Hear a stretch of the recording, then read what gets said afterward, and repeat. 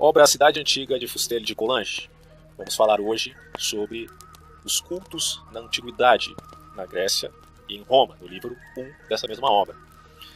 Diz assim: até os últimos tempos da história da Grécia e Roma, vemos persistir entre o vulgo um conjunto de pensamentos e de costumes que por certo datava de uma época muito remota e pelo qual podemos aprender que opiniões o homem tinha inicialmente sobre a sua própria natureza, sobre a sua alma e sobre o mistério da morte. Abre um parênteses aqui já de início. Para que o homem se situe no mundo, na realidade em que ele vive, ele precisa conhecer história. Não dá para ele saber que ele é se ele não sabe de onde ele veio. Obviamente, ele vem de uma família, mas ele precisa de algo mais. Ele precisa saber qual é a origem da sua própria família e fazer um retrocesso tal que chegue ao início da própria humanidade, ou seja, valorar a sua tradição. Os homens da antiguidade valoravam principalmente aquilo que nós chamamos de mito. Obviamente que o mito ele acabou se impregnando como, de certo modo, sofisticado numa linguagem poética na religião. E isso favoreceu profundamente, inclusive, o avanço de determinadas tradições religiosas e que, obviamente, não representam lendas, não representam mentiras. Representam, na verdade, uma narrativa que tinha um cunho poético e que foi se nivelando com o tempo, daí o seu grande valor. Mesmo assim, determinadas tradições, embora tenham valor, inclusive filosófico, não meramente metafísico ou meramente religioso, acabam também por oprimir determinados grupos em determinadas épocas. Cito aqui um exemplo, que são as doutrinas vinculadas a castas. Por exemplo, a ideia de castas no hinduísmo, que era muito forte até o século XX. Fecha parênteses, vamos continuar aqui. Por mais longe no passado que recuemos na história da raça indo-europeia, de que as populações gregas e italianas são ramo, né, elas fazem parte dos povos indo-europeus, não vemos que essa raça tivesse alguma vez pensado que depois desta breve vida, tudo estivesse acabado para o homem. As mais antigas gerações, muito antes de haver filósofos, creram numa segunda existência depois desta vida. Eles encararam a morte, não como uma dissolução do ser, mas como uma simples mudança de vida. Abre parênteses, eles tinham uma representação diferente do mundo, se comparado ao que nós temos hoje. Portanto, não podemos agir de modo anacrônico, julgando, dando valoração a certos aspectos da vida da antiguidade, sem sequer reconhecer a própria natureza de identificação como um circundante que eles tinham, certo? Ou seja, alocá-los à sua própria época para entendê-los de maneira mais adequada. Fecha parênteses. Mas em que lugar e de que maneira se passava essa segunda existência? Cria que o espírito imortal, tendo escapado de um corpo, ia animar outro corpo? Não. A crença na metempsicose jamais pôde ganhar raízes na mente das populações greco-italianas. Tampouco é a mais antiga opinião dos ários do Oriente, pois os hinos dos Vedas estão em oposição a ela. Criam eles que o espírito subia ao céu à região da luz? Não, também. O pensamento de que as almas entrassem numa morada celestial é uma época relativamente bastante recente no que concerne à religião do Ocidente. Pois a vemos exprimida pela primeira vez pelo poeta Focílides. A morada celeste jamais foi considerada a recompensa de alguns grandes homens e dos benfeitores da humanidade. Segundo as mais velhas crenças dos italianos e dos gregos, não era num mundo estranho a este que a alma ia passar a sua segunda existência. Ela permanecia, sim, repito, permanecia bem perto do homem e continuava a viver sobre a terra. Aliás, não é sobre, é sob a terra. Chegaram até a crer durante muito tempo que nessa segunda existência a alma permanecia associada ao corpo. Nascida com ele, a morte não a separava dele. Encerrava-se com ela na tumba. Por mais velhas que sejam essas crenças, chegaram até nós testemunhos autênticos a seu respeito. E esses testemunhos são os ritos de sepultamento, que sobreviveram de muito a essa crença primitiva. Mas certamente nasceram com elas e podem fazer que as compreendamos, enfim. Os ritos de sepultamento mostram com clareza que quando se colocava um corpo no sepulcro, se cria ao mesmo tempo que nele se colocava algo vivo. Virgílio, que sempre descreve com tanta precisão e escrúpulo as cerimônias religiosas, termina a narrativa dos funerais de Polidoro com essas palavras, abre aspas, encerramos a alma no túmulo, fecha aspas. Encontra-se a mesma expressão em Ovídio e em Plínio, o jovem. Não que ela correspondesse às ideias que esses escritores tinham da alma, mas desde tempos imemoriais ela se perpetuara na língua, atestando crenças antigas e populares. Era costume, ao término da cerimônia fúnebre, chamar 3 vezes a alma do morto pelo nome que ele tivera. Desejavam-lhe que vivesse feliz sob a terra. 3 vezes lhe diziam: passe bem, passe bem, passe bem. Acrescentavam que a terra lhe seja leve. Tal era a crença de que o ser continuaria vivendo sobre essa terra, e nela conservaria o sentimento de bem-estar e de dor. Escreviam sobre o túmulo do homem que ali repousava, expressão que sobreviveu a essas crenças, e que de séculos em séculos inclusive chegou até nós. Ainda empregamos, embora de certo hoje ninguém mais pense que um ser imortal repousa num túmulo, a não ser, abre parênteses, as historinhas do Penadinho, do Maurício de Souza, fecha parênteses. Mas na antiguidade se acreditava tão firmemente que ali vivia um homem que jamais se deixava de enterrar com ele os objetos de que se supunha tivesse necessidade, roupas, vasos, armas, bens próprios. Derramava-se vinho sobre o seu túmulo para matar-lhe a sede. Colocavam alimentos para saciar-lhe a fome. Degolavam cavalos e escravos. Sim, escravos. Com a ideia de que esses seres, encerrados com o morto, o serviriam no túmulo, ou na tumba, como o haviam servido durante a vida. Depois de a tomada de Troia, os gregos vão retornar para os seus países, cada qual leva a sua bela cativa, mas aqueles que está sob a terra também exige a sua, e dão-lhe Polixena. Um verso de Píndaro conservou-nos um curioso vestígio desse pensamento das antigas gerações. Frixo fora forçado a deixar a Grécia e fugira para a Cólquida. Ele morrera naquele país, mas embora morto, queria voltar à Grécia. Apareceu, pois, a Pélias e lhe recomendou ir à Cólquida para trazer de lá a sua alma. Sem dúvida, essa alma sentia saudades do solo da pátria, do túmulo da família, mas, presa aos restos corporais, não podia deixar a Cólquida sem eles. Dessa crença primitiva, derivou a necessidade da sepultura, para que a alma fosse fixada nessa morada subterrânea que lhe convinha. Para sua segunda vida, era preciso que o corpo ao qual ela permanecia presa fosse recoberto de terra. A alma que não tivesse o seu túmulo não tinha residência. Por isso a necessidade, abre parênteses, por isso a necessidade da cerimônia fúnebre, fecha parênteses. Essa alma seria errante se não tivesse tal cerimônia. Em vão aspirava ao repouso que devia desejar depois das agitações e dos trabalhos desta vida. Tinha de errar para sempre, sob forma de larva ou de fantasma, sem jamais parar, sem jamais receber as oferendas e os alimentos de que precisava. Infeliz, logo se tornava malfazeja. Ela atormentava os vivos, enviava-lhes doenças, destruía as colheitas, apavorava-os com aparições lúgubres, para avisá-los a dar sepultura ao seu corpo e a ela própria. Veio daí a crença nos fantasmas. Toda a antiguidade estava convencida, sim, convencida, de que sem a sepultura a alma era miserável e que pela sepultura se tornava feliz para sempre.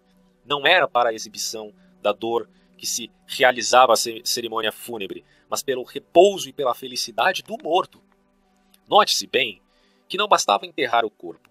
Era preciso ainda observar ritos tradicionais e pronunciar determinadas fórmulas. Encontramos um Plauto, a história de um fantasma. É uma alma forçada a permanecer errante porque o seu corpo foi enterrado sem que se observassem os ritos. Conta Suetônio que, tendo o corpo de Calígula sido enterrado, sem que fosse realizada a cerimônia fúnebre, isso fez que sua alma permanecesse errante e aparecesse aos vivos até o dia em que decidiram desenterrar o corpo e dar-lhe uma sepultura conforme as normas. Abre parênteses, é interessante notar que na obra Antígona você percebe essa mesma lógica dos antigos, onde Antígona luta para fazer as cerimônias fúnebres do seu irmão, mas como ele era visto como traidor, o rei não permitiu. E aí havia uma discussão entre aquilo que representava lei natural e aquilo que representava lei positiva. Fecha parênteses. Esses exemplos mostram claramente que efeito se atribuía aos ritos e às fórmulas das cerimônias fúnebres, uma vez que sem eles as almas permaneciam errantes e se mostravam aos vivos. É, portanto, porque com eles as almas eram fixadas e encerradas no túmulo, e assim como havia fórmulas com essa virtude, os antigos dispunham de outras com a virtude contrária, a de evocar as almas e de fazê-las sair momentaneamente do sepulcro, porque a alma estava vinculada aos seus restos mortais. Abre e fecha parênteses. É que eu esqueci de falar parênteses. Então, enfim. Podemos ver nos escritores antigos como o homem era atormentado pelo medo de que depois da morte os ritos não fossem observados. Era uma fonte de pungente angústia. Temia-se menos a morte do que a privação da sepultura. É que dela dependia a felicidade e o repouso eterno. Não devemos surpreender-nos muito ao ver os atenienses condenarem à morte os generais que, depois de uma vitória marítima, haviam negligenciado enterrar os mortos. Esses generais, alunos dos filósofos, distinguiam nitidamente a alma do corpo. E como não criam que a sorte de uma estivesse ligada necessariamente à sorte do outro, parecia-lhes pouco importante, e, vamos combinar, um gasto de energia inútil, que um cadáver se decompusesse em terra ou na água, e que tivesse que resgatá-lo caso fosse uma questão de naufrágio, por exemplo. Não tinha, portanto, enfrentado a tempestade pela vã formalidade de recolher e enterrar os mortos. Não fariam isso. Mas a multidão, que, mesmo em Atenas, permanecia apegada às velhas crenças, acusou os seus generais de impiedade e fê-los morrer. Com a vitória, haviam salvado Atenas, mas com a negligência, haviam perdido milhares de almas. Os parentes dos mortos, pensando no longo suplício que essa alma iria sofrer, ou todas elas, vieram ao tribunal em trajes de luto e exigiram vingança. Nas cidades antigas, a lei atingia os grandes culpados com um castigo considerado e muito terrível, a privação de sepultura. Punia-se assim a própria alma e lhes infligiam um suplício quase eterno. Cumpre observar que se estabeleceu entre os antigos uma outra opinião sobre a morada dos mortos. Imaginaram uma região igualmente subterrânea, mas infinitamente mais vasta do que a tumba, em que todas as almas, longe do corpo, viviam reunidas e onde eram distribuídas penas e recompensas, de acordo com o comportamento que o homem tivera durante a vida. Os ritos de sepultura, porém, tais como acabamos de descrevê-los, estão manifestamente em desacordo com essas crenças citadas agora. Prova certa de que na época em que se estabeleceram esses ritos, ainda não se acreditava no Tártaro e no Campo Elíseos, que representam, abre parênteses, um tipo de mundo dos mortos, muito mais complexo do que uma mera sepultura, fecha parênteses. A opinião primitiva dessas antigas gerações foi que o ser humano vivia no túmulo, que a alma não se separava do corpo, mas sempre estava ligada a ele, de certo modo, e que ela permanecia presa a essa parte do solo em que os ossos eram enterrados.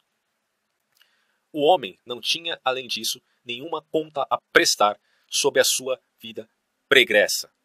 E mais do que isso, abre parênteses, se nós pensarmos bem, considerando a narrativa de casas mal assombradas, seja no Brasil, nos Estados Unidos, que é muito comum, ou em vários lugares do mundo que também existe esse fenômeno, muitos deles estão ligados a uma antiga crença de que se os mortos eram apegados a um determinado lugar, eles ali ficarão, de certa forma, aprisionados.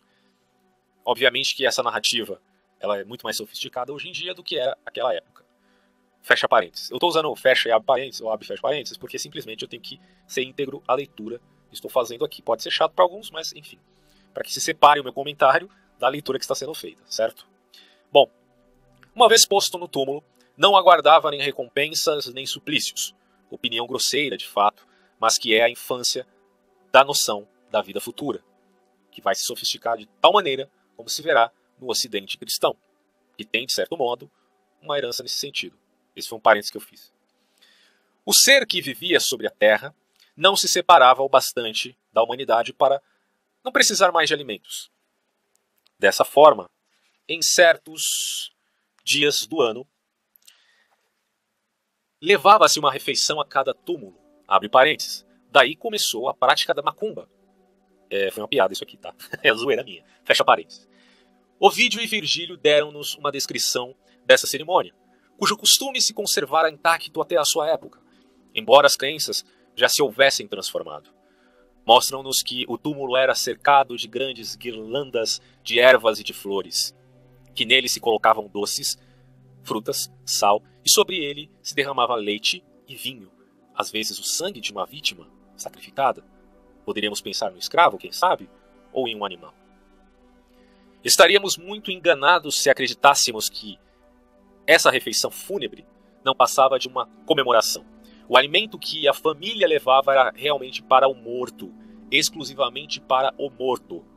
Abre parênteses. Posso supor que daqui surge a ideia de rituais com sacrifícios de animais e, por excelência, entre aspas, poderia pensar na lógica desse raciocínio, sacrifícios inclusive humanos.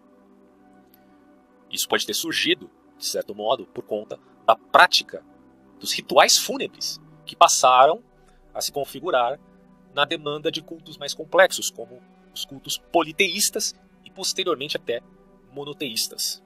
Fecha parênteses.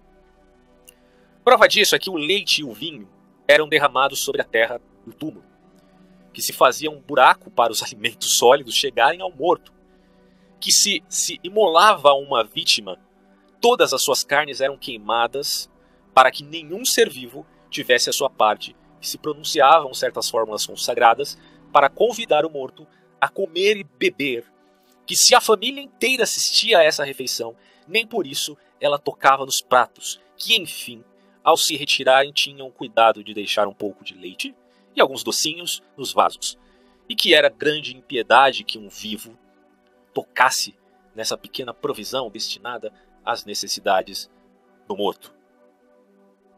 Abre parênteses. Reforço um vínculo ou uma herança do posterior ritual de sacrifício de animais aos deuses. Fecha aspas.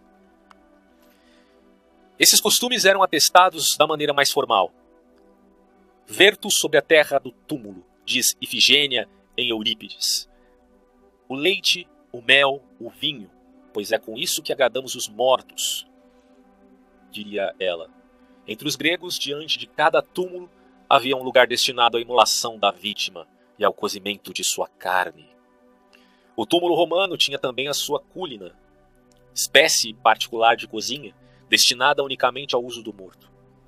Conta Plutarco que depois da batalha de Plateia, tendo os guerreiros mortos sido enterrados no local do combate, os plateeus se comprometeram a lhes oferecer a cada ano o banquete fúnebre. Desse modo, no dia do aniversário dirigiam-se em grande procissão, conduzidos pelos primeiros magistrados, para a terra sob a qual repousavam os mortos. Ofereciam-lhes leite, vinho, óleo, perfumes e imolavam uma vítima. Abre aspas, daqui surge oferendas e oferta aos deuses. Fecha aspas. Depois que os alimentos eram colocados sobre o túmulo, os plateeus pronunciavam uma fórmula pela qual convidavam os mortos a virem servir-se da refeição. Essa cerimônia ainda se realizava na época de Plutarco, que pôde ver seu 600º aniversário. Um pouco mais tarde, Luciano, zombando dessas opiniões e desses costumes, mostrava como estavam fortemente arraigados no vulgo, na população. Os mortos, dizia ele, alimentam-se de pratos que colocamos sobre o seu túmulo e bebem o vinho que nele derramamos. Assim, o morto a quem nada se oferece está condenado à fome perpétua. Fecha aspas. Eis crenças muito velhas e que nos parecem muito falsas e até mesmo ridículas. Mas, abre parênteses, não podemos ficar zombando disso, porque devemos considerar o mundo circundante em qual essas populações viviam. Fecha parênteses. Elas exerceram, porém, essas crenças, seu império sobre o homem durante grande número de gerações. Governaram as almas e logo veremos até que elas regeram as sociedades e que a maioria das instituições domésticas e sociais dos antigos, inclusive, tem essa origem. Vamos lá. Essas crenças logo levaram à criação de regras de conduta para se fazer rituais. Uma vez que o morto precisava de comida e bebida, concebeu-se que era um dever para os vivos satisfazer essas necessidades. O cuidado de levar os mortos, os alimentos, não foi entregue ao capricho ou aos sentimentos variáveis dos homens. Não, foi obrigatório. Assim se estabeleceu toda uma religião da morte, cujos dogmas podem ter desaparecido rapidamente, mas cujos ritos duraram até o triunfo do cristianismo. E, abre parênteses aqui, serviu também de inspiração para algumas práticas cristãs, inclusive o culto às relíquias na Igreja Católica, fecha parênteses. Os mortos eram tidos como seres sagrados. Os antigos davam-lhes os epítetos mais respeitosos que pudessem achar. Chamavam-nos bons, santos, bem-aventurados, separados e felizes. Tinham por eles a veneração que o homem pode ter pela divindade que ama ou teme. Olha só. Em seu pensamento, cada morto era um deus. Daí o culto aos mortos. Essa espécie de apoteose não era o privilégio dos grandes homens. Não se fazia distinção entre os mortos. Diz Cícero, abre aspas. Nossos antepassados quiseram que os homens que deixaram esta vida fossem tidos como deuses. Fecha aspas. Não era sequer necessário ter sido um homem virtuoso ou mau. Tornava-se um deus tanto quanto o homem de bem. Só que conservava, nessa segunda existência, todas as más inclinações que tivera na primeira vida. Os gregos gostavam de dar aos mortos o nome de deuses subterrâneos. Sim, os mortos eram como que deuses subterrâneos. Em Ésquilo, eis como um filho invoca o pai morto. Abre aspas. Ó tu que és um deus sobre a terra, fecha aspas. Eurípides diz ao falar de Alceste, abre aspas, junto ao seu túmulo, ao passante, vai parar e dizer, esta é agora uma divindade bem-aventurada, fecha aspas. Os romanos davam aos mortos o nome de deuses manis, abre aspas. Daí aos deuses manis, abre aspas. Dai aos deuses manis o que lhes é devido, fecha aspas. Diz Cícero, são homens que deixaram a vida, considerai-os seres divinos. As tumbas eram os templos dessas divindades. Desse modo, traziam a inscrição sacramental, diz Manibus. Era ali que o Deus vivia sepultado, diz Virgílio. Diante da tumba havia um altar para os sacrifícios, como diante dos templos dos deuses. Abre parênteses, e aí podemos fazer uma espécie de vinculação, ou de parentesco, se é que podemos dizer assim, entre o túmulo e o templo. O túmulo era o templo dos mortos, mas os mortos tidos como divindades. E o templo era, de certo modo, o lugar onde se fazia culto aos deuses. Mas o túmulo também representava um culto a esses deuses, entre aspas, subterrâneos. Havendo, portanto, esse parentesco entre túmulo e templo. Porém, isso mudou bastante com as novas configurações religiosas posteriores. Fecha parênteses.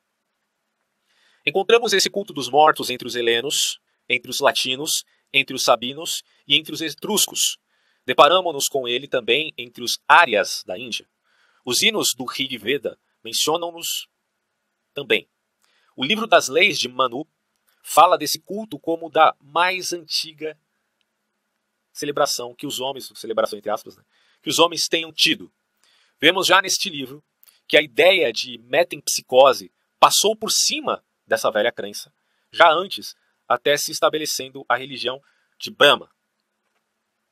E, no entanto, sob o culto de Brahma, sob a doutrina da metempsicose, a religião das almas dos antepassados ainda subsiste, viva e indestrutível, e força o redator das leis de Manu a levá-la em conta e ainda admitir sua prescrição no livro sagrado.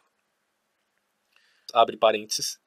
Lembremos que metempsicose significa as reencarnações compulsivas, que no hinduísmo é uma coisa ruim e que só se manifestou de uma maneira paralela, mas separada do culto dos mortos. Fecha parênteses.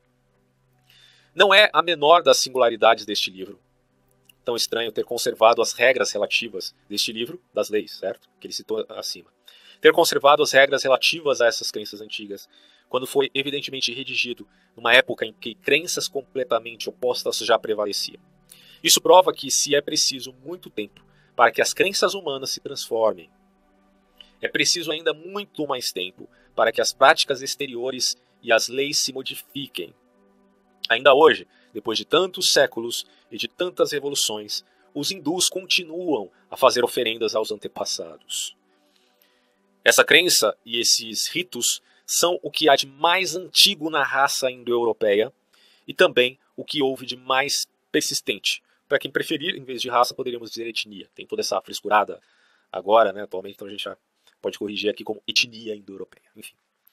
Esse culto era o mesmo na Índia, na Grécia e na Itália. Tomei nota disso, muito interessante. Não?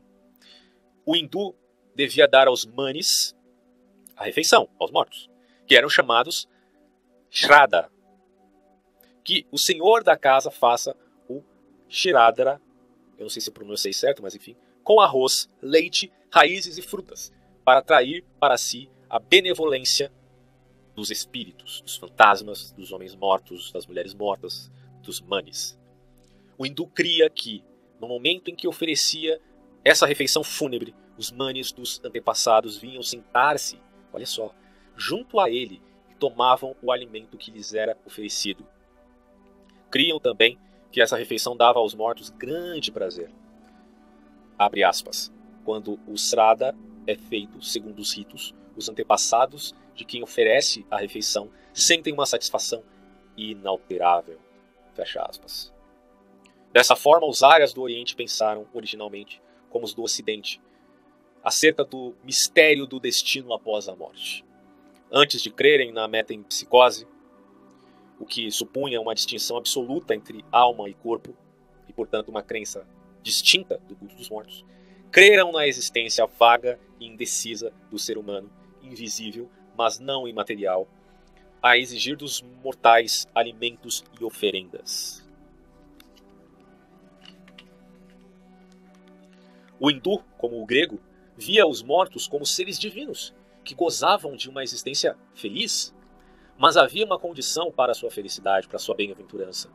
Era preciso que as oferendas lhe fossem levadas regularmente pelos vivos. Havia essa dependência.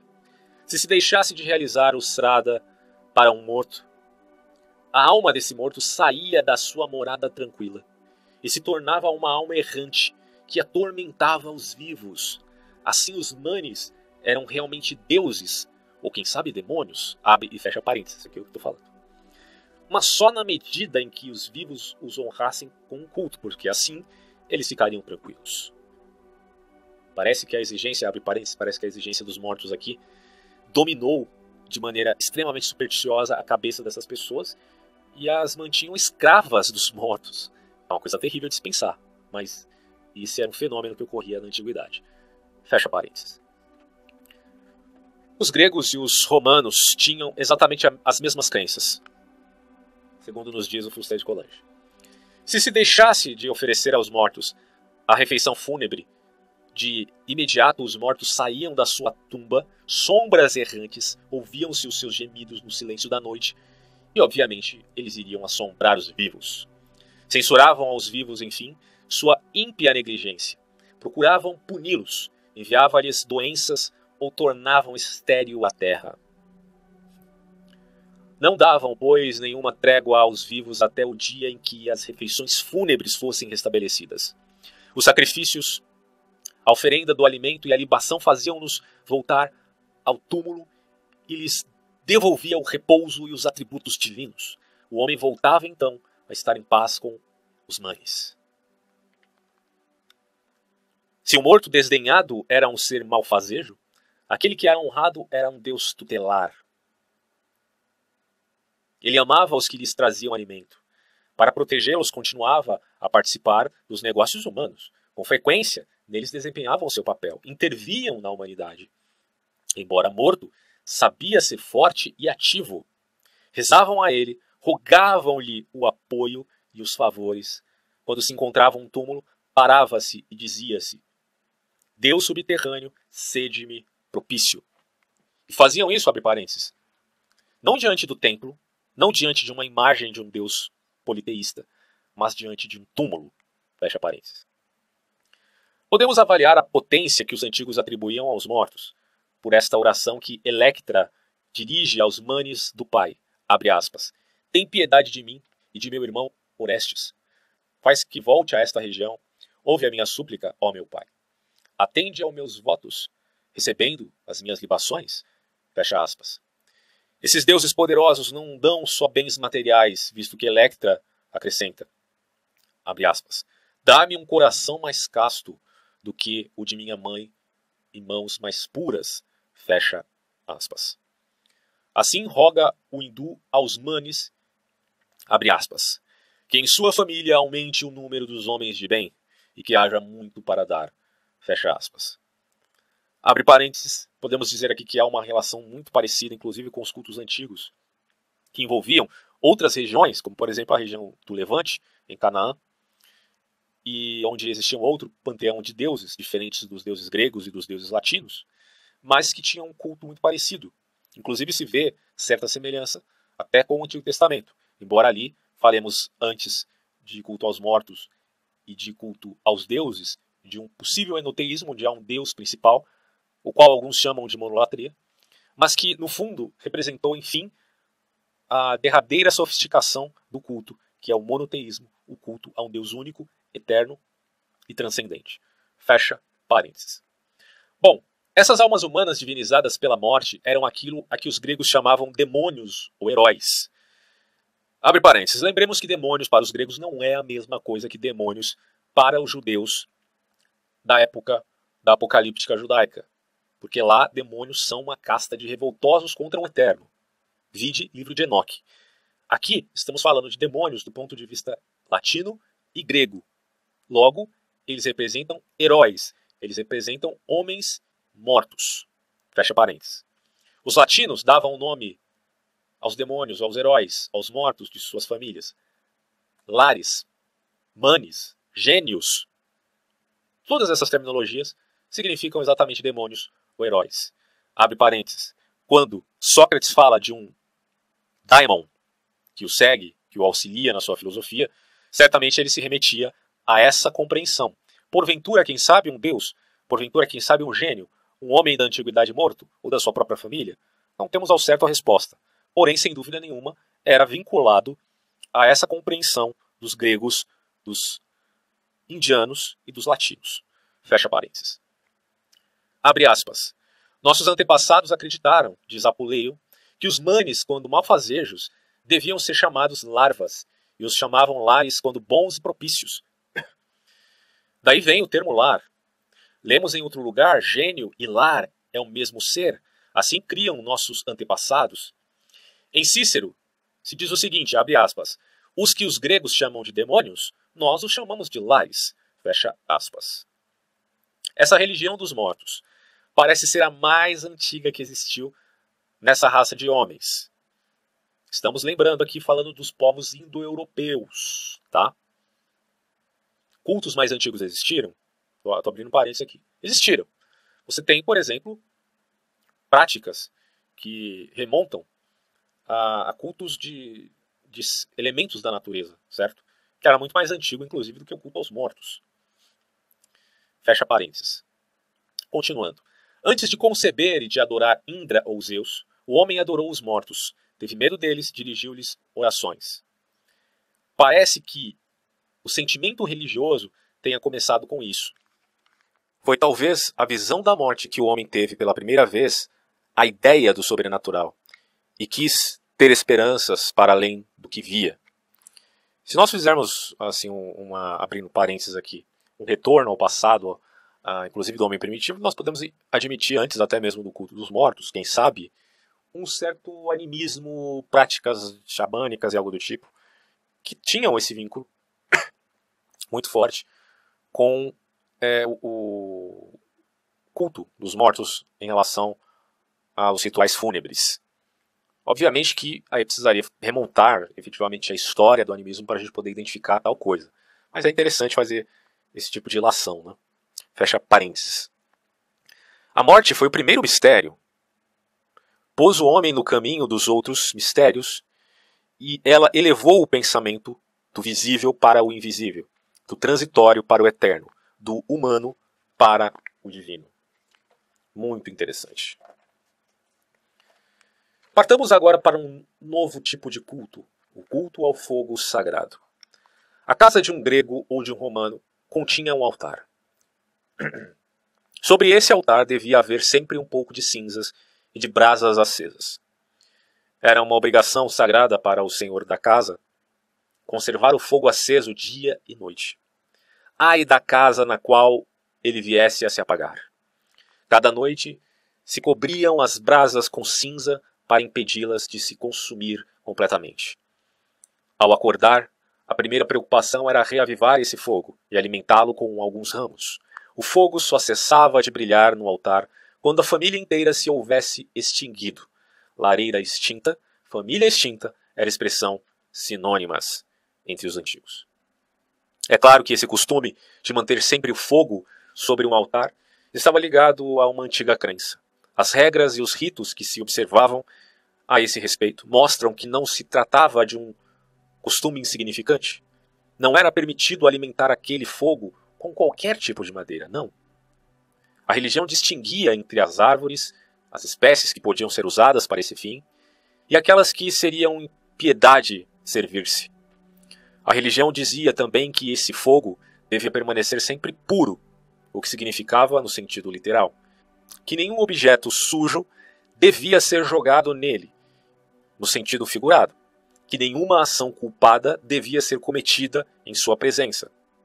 Havia um dia do ano que entre os romanos era o 1º de março, em que cada família devia apagar o seu fogo sagrado e reacender outro logo em seguida. Mas para se conseguir o fogo novo, havia ritos que tinham de ser observados escrupulosamente. Era preciso, sobretudo, evitar servir-se de um seixo e de batê-lo com ferro. Os únicos procedimentos permitidos eram concentrar sobre um ponto o calor dos raios solares ou esfregar rapidamente 2 pedaços de pau de determinada espécie, provocando uma centelha. Essas diferentes regras provam bem que, na opinião dos antigos, não se tratava apenas de produzir ou de conservar um elemento útil e agradável. Esses homens viam outra coisa no fogo que queimava sobre os seus altares. Esse fogo era, de fato, algo divino. Adoravam-no, prestavam-lhe um verdadeiro culto, ofertavam-lhe tudo o que acreditavam poder ser agradável a um Deus: flores, frutas, incenso, vinho e até mesmo vítimas. Pedia-se a sua proteção, acreditava-se em seu poder, rezavam fervorosamente a ele para obter esses eternos objetos dos desejos humanos: saúde, riqueza, felicidade. Uma das orações que chegou até nós na coletânea dos hinos órficos é assim concebida, abre aspas: torna-nos sempre florescentes, sempre felizes, ó lar, ó tu que és eterno, belo, sempre jovem, tu que nutres, tu que és rico, recebe de bom grado as nossas ofertas e dá-nos em troca a felicidade e a saúde tão doce. Fecha aspas. Abre parênteses. Você percebe aqui uma vinculação muito forte ao culto posterior monoteísta, onde se atribui, obviamente, a Deus a eternidade, onde se vê Deus como um fogo, mas um fogo puro, santo, separado, e onde se faz oferenda, orações e pedidos, e o bem da família. Fecha parênteses. Assim viam na lareira um Deus benfazejo que cuidava da vida do homem, um Deus rico que o alimentava com seus dons, um Deus forte que protegia a casa e a família.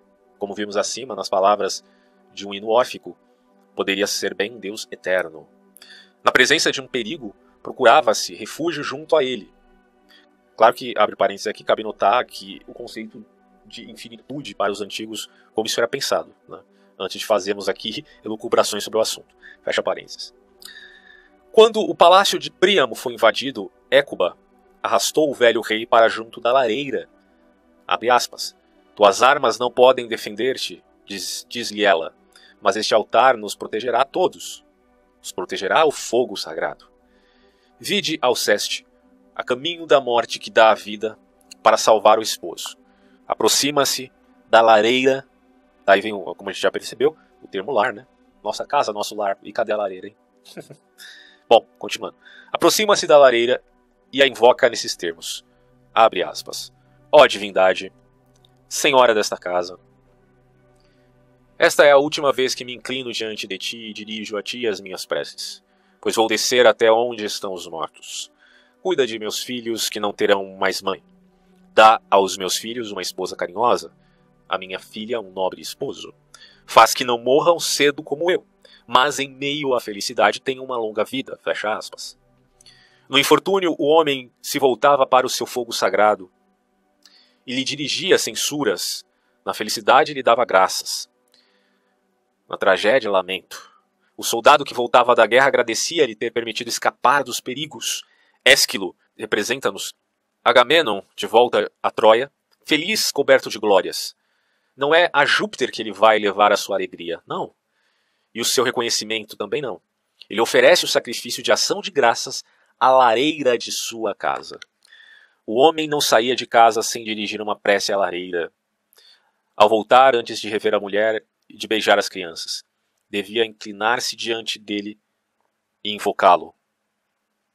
O fogo da lareira era, pois, a providência da família.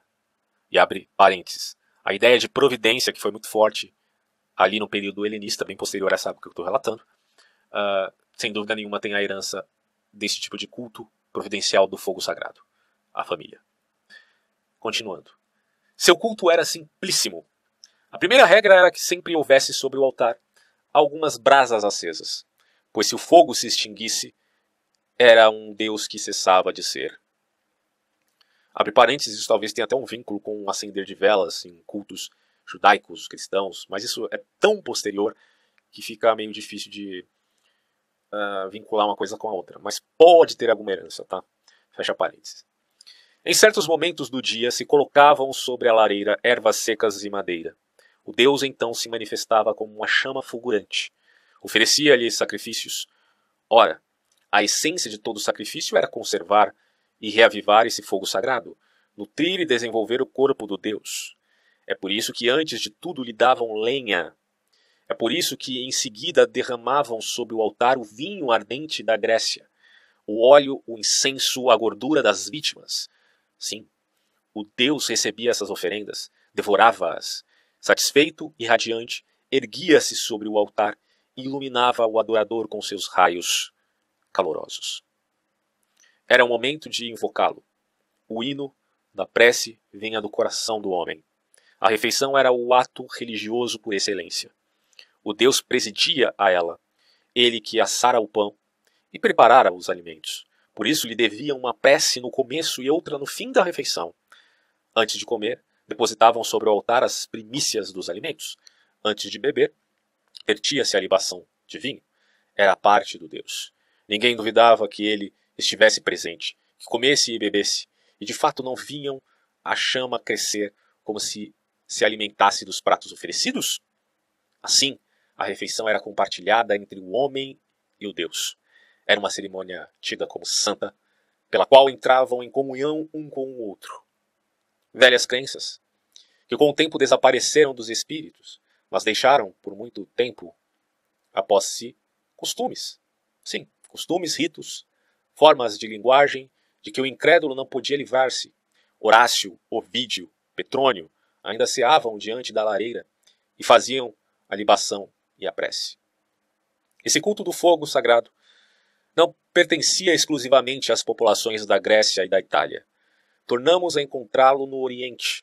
As leis de Manu, na redação que chegou até nós, mostram-nos a religião de Brahma completamente estabelecida e até já começando a declinar, mas conservaram vestígios e resíduos de uma religião ainda mais antiga, a religião do fogo do lar, que o culto de Brahma relegara ao segundo plano, mas não conseguiu destruir. O Brahmani tem a sua lareira também, de que deve cuidar dia e noite. A cada manhã e a cada fim de tarde lhe dá lenha com alimento. Mas como entre os gregos só pode ser a lenha de certas árvores indicadas pela religião. Como os gregos e os italianos lhe ofereciam o vinho, o hindu lhe verte o licor fermentado, a que chama soma. A refeição é também um ato religioso e os seus ritos são descritos escrupulosamente nas leis de Manu. Dirigem preces ao fogo sagrado como na Grécia, Oferecem-lhe as primícias da refeição, o arroz, a manteiga, o mel. E disse, abre aspas, o Brahmane não deve comer do arroz da nova colheita antes de ter oferecido as suas primícias à lareira. Pois o fogo sagrado é ávido de grãos, e quando não é honrado, devora a existência do Brahmane negligente. Os hindus, como os gregos e os romanos, imaginavam os deuses ávidos não só de honras e de respeito, mas até de bebidas e de alimentos. O homem acreditava-se obrigado a saciar-lhe a fome e a sede, se quisesse evitar a sua cólera. Entre os hindus, essa divindade do fogo é muitas vezes chamada Agni. O Rig Veda contém grande número de hinos que lhe são dedicados. Diz um deles, abre aspas, ó Agni, és a vida, és o protetor do homem. Como prêmio por nossos louvores, dá a glória e a riqueza ao pai de família que te implora. Agni, és um defensor prudente e um pai. A ti devemos a vida, somos a tua família. Fecha aspas. Dessa sorte, o deus do lar é como, na Grécia, uma potência tutelar. O homem pede-lhe a abundância, faz que a terra nos seja sempre generosa. Pede-lhe a saúde, abre aspas, que eu goze por muito tempo da luz e chegue a velhice como o sol ao seu poente, fecha aspas. Pede-lhe também sabedoria, abre aspas, ó Agni, conduza ao bom caminho o homem que se perde pelo mal. Se cometermos um erro, se caminharmos longe de ti, perdoa-nos, fecha aspas. Se cometermos um erro, se caminharmos longe de ti, perdoa-nos, diziam eles. Esse fogo da lareira era como na Grécia, essencialmente puro, santo. Era severamente proibido ao Brahmane nele jogar algo sujo e até mesmo nele aquecer os pés. Como na Grécia, o homem culpado não mais podia aproximar-se do seu lar antes de ter se purificado de sua imundícia. Abre parênteses. Moisés, quando se encontra com Deus, ele fala exatamente com uma chama ardente, certo? Numa sarça. Isso implica que ele estaria ali naquele instante falando com fogo. Alguns dirão, mas esses escritos são muito posteriores ao seu acontecimento, e nem foi Moisés que escreveu de fato. Pode ser, mas eles partem de tradições antiquíssimas, lembremos. Fecha parênteses. Uma grande prova da antiguidade dessas crenças e dessas práticas é encontrá-las ao mesmo tempo entre os homens das margens do Mediterrâneo e nas da Península Indiana. Com certeza, os gregos não tomaram essa religião emprestada dos hindus, nem os hindus dos gregos, mas os gregos, os italianos, os hindus, pertenciam a uma mesma raça. Seus ancestrais, numa época muitíssimo remota, haviam vivido juntos na Ásia Central e, por consequência, seguiam esse tipo de prática. Foi lá que eles primeiro conceberam essas crenças e estabeleceram esses ritos. Assim posto, a religião do fogo sagrado data, pois, da época distante e misteriosa, quando ainda não havia gregos, nem italianos, nem hindus, só haviam árias, apenas isso. Quando as tribos se separaram uma das outras, transportaram esse culto consigo, umas para as margens do Ganges, outras para as praias do Mediterrâneo. Mais tarde, entre essas tribos separadas e já sem relação entre si, umas adotaram Brahma, outras Zeus, outra Janus. Cada grupo criou o seu próprio culto politeísta, seus próprios deuses. Mas todos conservaram como um antigo legado, veja que interessante, a religião primeira que haviam concebido e praticado no berço comum de sua raça, o culto ao fogo do lar. Se a existência desse culto entre todos os povos indo-europeus não demonstrasse suficientemente a sua alta antiguidade, encontraríamos outras provas disso nos ritos religiosos dos gregos e dos romanos. Em todos os sacrifícios, mesmo nos que faziam em honra de Zeus ou de Atena, era sempre ao lar que se dirigia a primeira invocação. Bom, toda prece a um deus qualquer que fosse ele, devia começar e acabar com uma prece à lareira. Em Olímpia, tenta vincular essas coisas, tá? Em Olímpia, o primeiro sacrifício oferecido pela Grécia reunida era para a lareira, o segundo para Zeus. Zeus estava em segundo lugar, perdeu para a lareira. Hein? Assim também em Roma, a primeira adoração era sempre para Vesta, que não era senão nada mais nada menos que o próprio lar. Vesta representava o lar. Ovídio diz dessa divindade que ela ocupa o primeiro lugar nas práticas religiosas dos homens. É assim que lemos nos hinos do Rig Veda, abre aspas. Antes de todos os outros deuses, cumpre invocar Agni, que, para os hindus, era a Vesta dos romanos. Pronunciaremos ao seu nome venerável antes de todos os outros imortais. Ó Agni, seja qual for o Deus que homenageamos com nosso sacrifício, sempre a ti se dirige o holocausto. Fecha aspas. Veja que interessante essas palavras. Seja qual for o Deus que homenageamos com nosso sacrifício, enfim, seja sempre a ti o holocausto. O que ele está dizendo é que, ainda que haja politeísmo e outros deuses, primeiramente eles vão priorizar o culto ou a devoção a Agni, que é o fogo, o lar. É, pois, certo que em Roma, no tempo de Ovídio, na Índia, no tempo dos Brahmanes, o fogo do lar ainda passava à frente de todos os outros deuses. Não que Júpiter e Brahma não tivessem adquirido uma importância muito maior na religião dos homens. Óbvio que sim. Mas havia a lembrança de que o fogo da lareira era muito anterior àqueles deuses. E ele obtivera, havia muitos séculos, o primeiro lugar no culto. E os deuses mais novos e maiores não conseguiam destroná-lo. Era, enfim, o Deus Lar, um Deus antigo. Os símbolos dessa religião modificaram-se, obviamente, com o passar do tempo. Quando as populações da Grécia e da Itália adquiriram o hábito de imaginar os seus deuses como pessoas, vide antropomorfismo, você veja que o culto ao fogo não é antropomórfico. Há uma vinculação, obviamente, com um elemento da natureza, que era o fogo, vinculado a uma certa proto-metafísica, se a gente pode dizer assim. Porque o fogo ele não é palpável, mas você sente aquilo efetivamente. É quase algo como espiritual. Bom, pouco antropomórfico para o gosto dos atuais deuses novos. Porque agora os gregos e os italianos imaginavam seus deuses como pessoas. E cada um deles com um nome próprio e uma forma humana, onde o velho culto do lar sofreu, enfim, a lei comum que a inteligência humana nesse período impunha a toda a religião. O altar do fogo sagrado foi personificado, chamaram-no de Vesta, o nome era o mesmo em latim e em grego, e não era, aliás, senão a palavra que na língua primitiva comum designava o altar. Simples assim. Por um processo bastante comum, de nome comum, passaram ao seu próprio nome. Aos poucos se formou uma lenda. Imaginaram uma divindade sobre os traços de uma mulher, porque a palavra que designava o altar era de gênero feminino. É altar, é Vesta, mas se é Vesta, é feminino. E logo, o lar passou a ser como que uma deusa. Chegou-se até a representar essa deusa por estátuas. Nunca se conseguiu apagar o rastro da crença primitiva, segundo a qual essa divindade era simplesmente fogo do altar. E o próprio Ovídio era obrigado a convir que Vesta não era senão uma chama viva.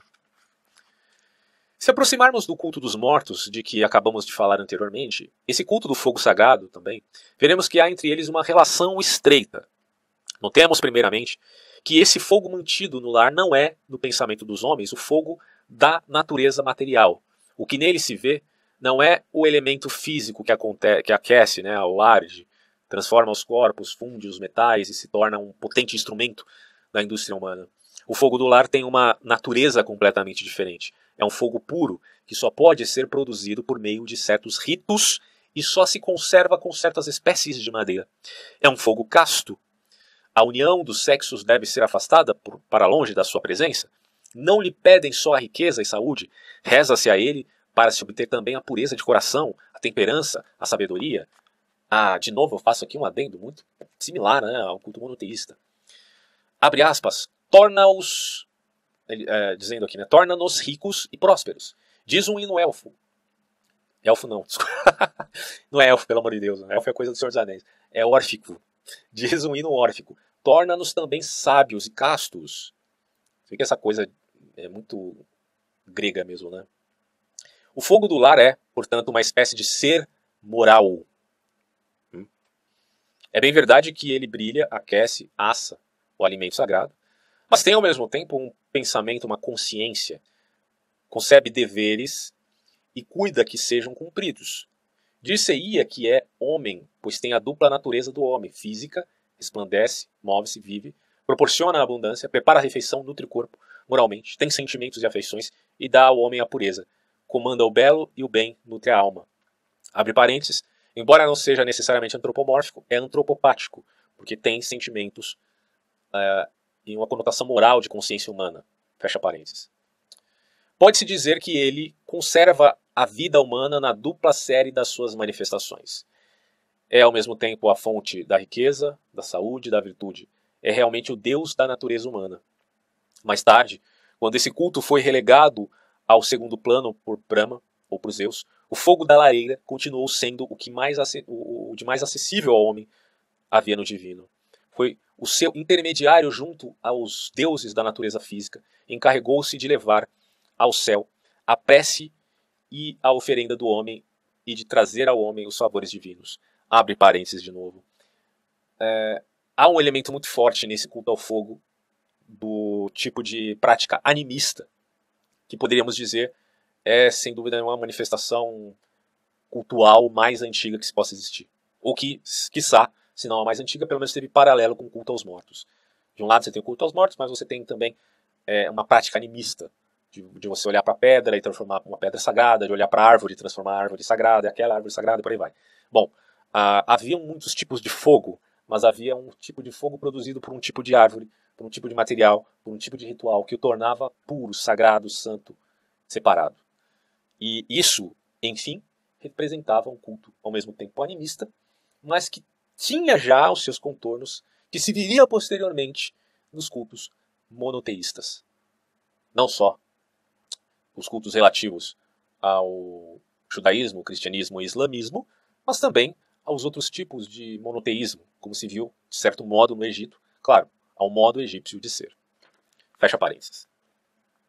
Ainda mais tarde, quando se fez desse fogo sagrado a grande Vesta, Vesta passou a ser a deusa virgem, e ela não representava no mundo nem a fecundidade nem a potência.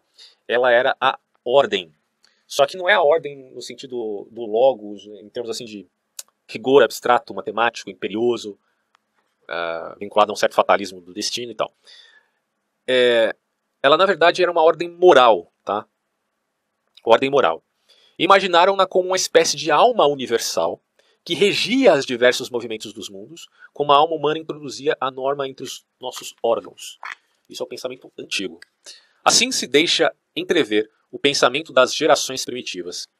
O princípio desse culto está fora da natureza física e se encontra nesse pequeno mundo misterioso que é o homem. Isso nos traz de volta ao culto dos mortos. Ambos têm a mesma antiguidade. Estavam tão estreitamente associados que a crença dos antigos fazia deles uma só religião. Fogo, daimon, heróis, deuses, lares, tudo isso estava misturado.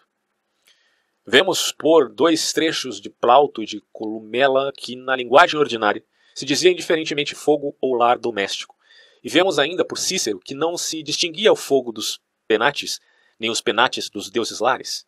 Lemos em Sérvio, por fogos os antigos entendiam os deuses lares. Por isso Virgílio pôde escrever indiferentemente, ora lar por penates, ora penates por lar.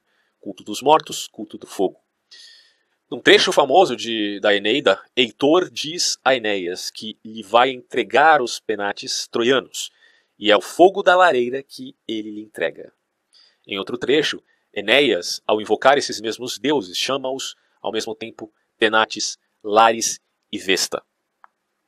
Vimos, aliás, que os antigos chamavam de lares ou heróis não eram senão a alma dos mortos, a que o homem atribuía um poder sobre-humano e divino.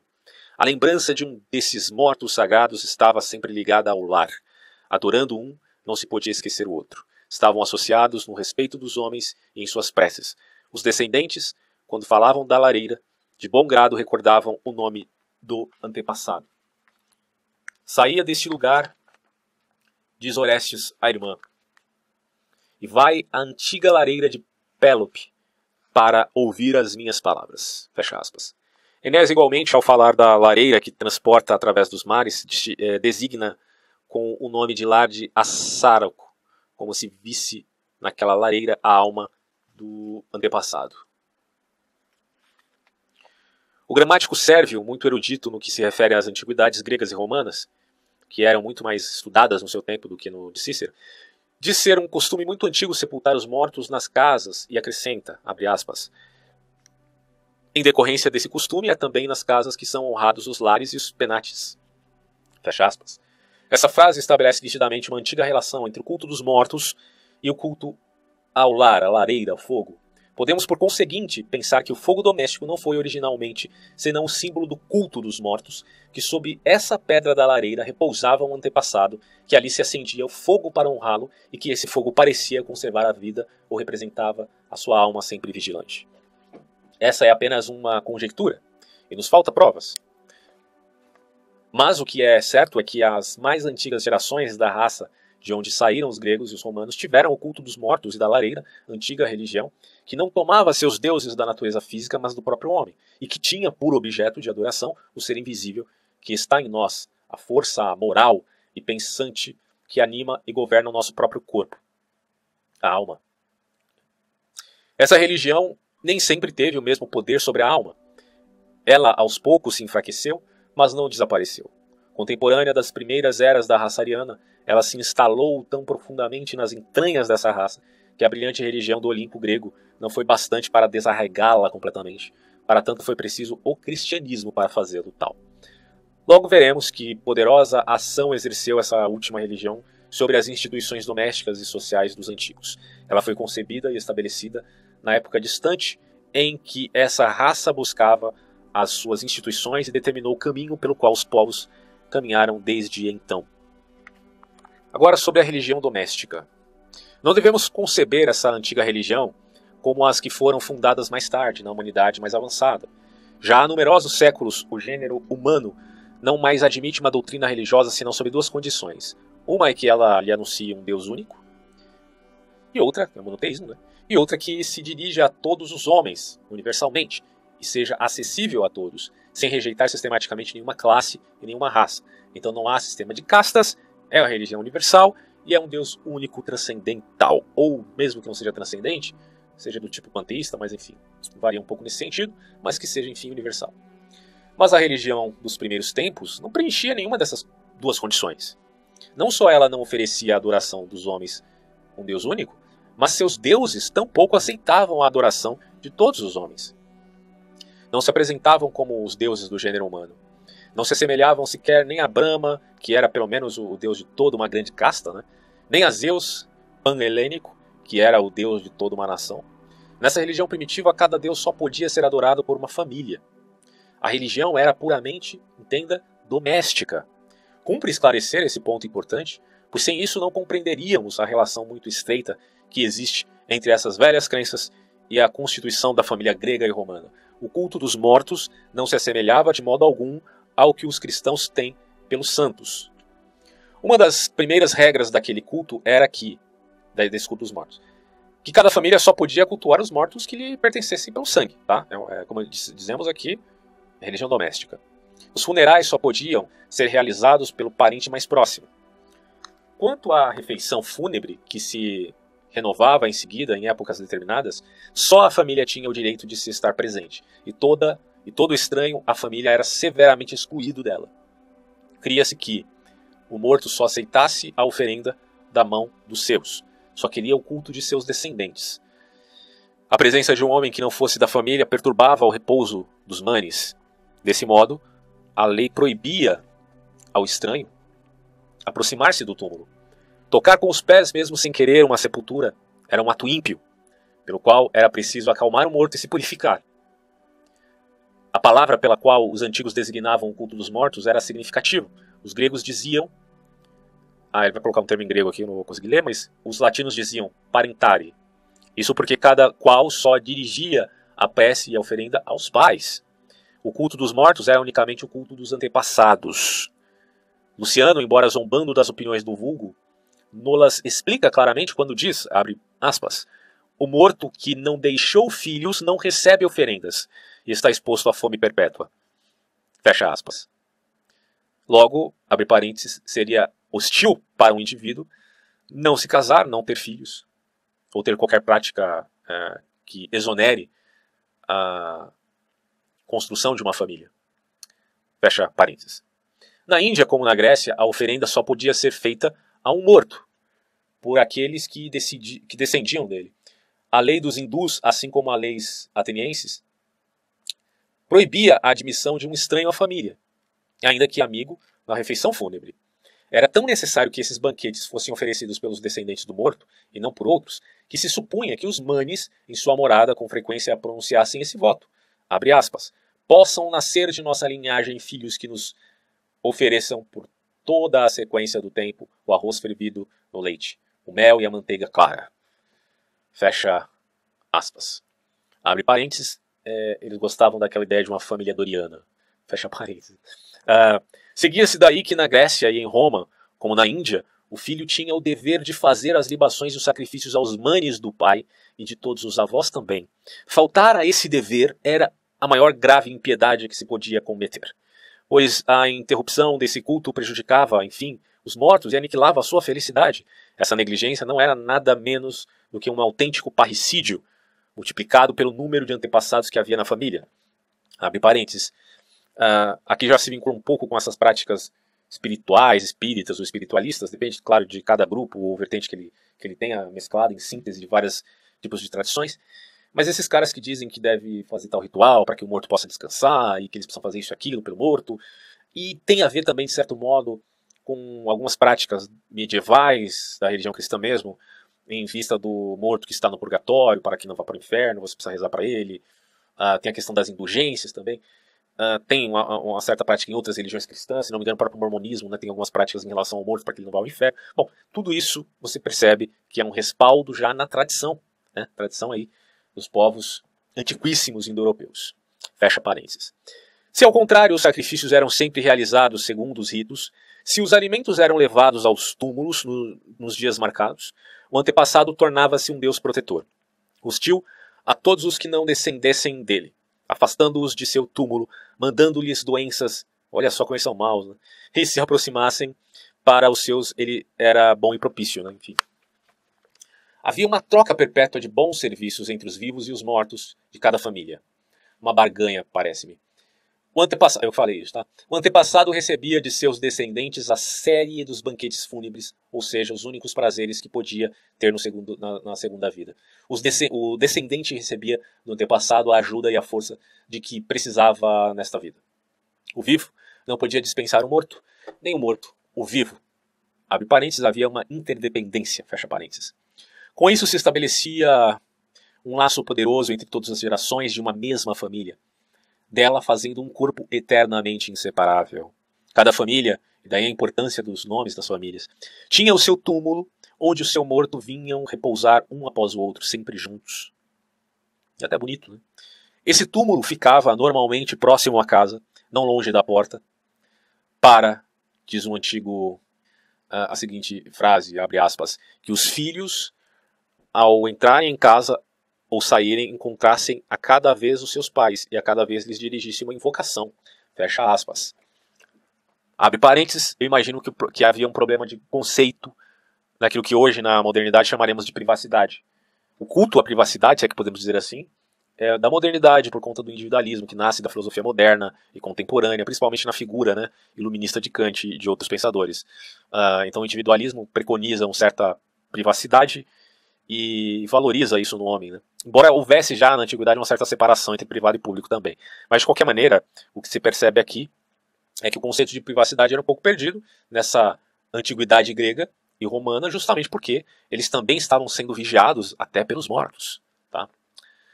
Em meio às dificuldades invocava, fecha parênteses, né? Em meio às dificuldades invocava a antiga sabedoria deles. Na tristeza pediam-lhes consolo, no perigo um apoio, depois uma falta, o perdão. E depois de uma falta, eles pediam perdão. Por certo, temos muita dificuldade hoje para compreender que o homem pudesse adorar o pai e o antepassado. Fazer do homem um deus parece-nos o inverso da religião. É-nos quase tão difícil compreender as velhas crenças desses homens quanto seria para eles imaginar as nossas. Mas tenhamos em mente que os antigos não tinham a ideia da criação. Assim, o mistério da geração era para eles o que o mistério da criação pode ser para nós. O gerador parecia-lhe um ser divino, os pais, né? E eles adoravam os seus antepassados. Esse sentimento deve ter sido muito natural e muito forte. E se encontra, se a gente for fazer uma investigação aí também na China, no Japão, né? Você tem culto aos mortos ali. Enfim, aos antepassados, melhor. Esse sentimento deve ter sido muito natural e muito forte, pois aparece como princípio de uma religião na origem de quase todas as sociedades, veja só, acabei de falar aqui, sociedades humanas. Encontramos-las... olha só, eu falei e agora aparece. É óbvio que eu já tinha lido essa parte do livro, né? Eu já li esse livro, mas não imaginei que estivesse aqui, mas tudo bem. Encontramos-las entre os chineses, entre os antigos guetas, entre os citas, entre as tribos da África, no Novo Mundo, então não é só o chinês e o Japão, praticamente o mundo inteiro, o culto ao antepassado. Vamos lá. O fogo sagrado, que era tão estritamente associado ao culto dos mortos, tinha também uma característica essencial: pertencer propriamente a cada família. Representava aos antepassados. Era a providência da família e nada tinha em comum com o fogo da família vizinha. Tá? Então o culto do fogo, ele privilegiava o fogo próprio de cada lar. O fogo não se confundia, o meu fogo lá do lar com o fogo do lar do vizinho. Não era o mesmo. Porque o fogo do vizinho era outra providência. Cada lareira protegia os seus e rejeitava o estranho. Toda essa religião se encerrava no recinto de cada casa. Seu culto não era público. Todas as cerimônias, ao contrário, eram mantidas em grande segredo, celebradas só no meio da família, eram escondidas dos estranhos. A lareira não era jamais colocada nem fora da casa, nem mesmo perto da porta externa, onde estaria visível demais. Era um culto íntimo. Tá? Então os gregos colocavam-na sempre num recinto cercado, que protegia do contato e até do olhar dos profanos. Mais uma vinculação aqui que fazemos com a ideia do culto monoteísta, onde você tem, abre parênteses aqui, um culto mediante um templo ou uma tenda, né, que é a questão do tabernáculo judaico, onde há o santo dos santos, o lugar mais íntimo, onde se manifesta, né, propriamente a divindade. Havia esse conceito já estabelecido muito antes do tabernáculo judaico e visto nos próprios lares. Né? Fecha parênteses. Os romanos escondiam no meio da casa. Todos esses deuses, fogo, lares, manes, eram chamados deuses escondidos, ou os deuses do interior, certo? Para todos os atos dessa religião, o segredo era necessário.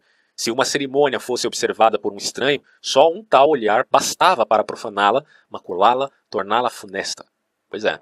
Essa religião doméstica não tinha nem regras uniformes nem rituais comuns. Cada família gozava da mais completa independência quanto a isso. Nenhum poder externo tinha o direito de regular o seu culto ou a sua crença. Era regulado pela família. Não havia outro sacerdote senão o pai. O pai era o sacerdote do lar. Como sacerdote, não conhecia nenhuma hierarquia que não fosse a da família. O pontífice de Roma ou o arconte de Atenas podia certificar-se de que o pai de família ministrava todos os seus ritos religiosos, mas não tinha o direito de lhe exigir qualquer modificação. Aliás, eles não tinham o direito sequer de decidir se o pai quisesse, por exemplo, cometer filicídio. Pois é. Suo quiesci ritus sacrificia faciati. Não sei se falei certo. Esta era a regra absoluta. Cada família tinha as cerimônias que lhe eram próprias. Suas festas particulares, suas fórmulas de oração e seus hinos. O pai, único intérprete e único pontífice de sua religião, era o único a ter o poder de ensiná-la e só podia ensiná-la ao filho. Os ritos, os termos da prece, os cantos que faziam parte essencial dessa religião doméstica eram um patrimônio, uma propriedade sagrada que a família não compartilhava com ninguém e que era até proibido revelar aos estranhos. O mesmo ocorria na Índia. Abre aspas. Sou forte contra os meus inimigos, fecha aspas, diz o Brahmani. Ainda. Pelos cantos que recebi de minha família e que meu pai me transmitiu, fecha aspas. Assim a religião não residia nos templos, mas nas casas. Cada qual tinha os seus deuses. Cada deus só protegia uma família, e só era Deus numa única casa. Não se pode razoavelmente supor que uma religião dessa natureza tivesse sido revelada aos homens pela imaginação potente de um deles, ou que lhe tivesse sido ensinada por uma casta sacerdotal. Ela nasceu espontaneamente no espírito humano. Cada família fez os seus próprios deuses. E isso, como diz Fuster de Coulanges, abrindo parênteses aqui de novo, representava a alma humana. O fogo, no fundo, representava os anseios da alma diante da vida. Fecha parênteses. Essa religião só podia propagar-se pela geração.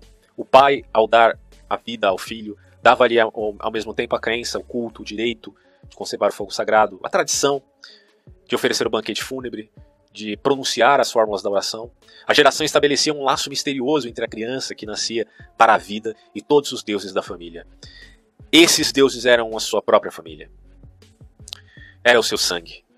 O filho, portanto, ganhava ao nascer o direito de adorá-los e de lhes oferecer o sacrifício. como os sacrifícios, porque eram várias formas, como também mais tarde, quando a morte o tivesse divinizado, devia por sua vez ter tido como um desses deuses da família. Seria enfim um deus familiar, o Mani. É porém preciso observar as particularidades de que a religião doméstica só se propagava pelo lado masculino. Isso se devia, sem dúvida nenhuma, à ideia de que os homens tinham das gerações, né, questão patriarcal.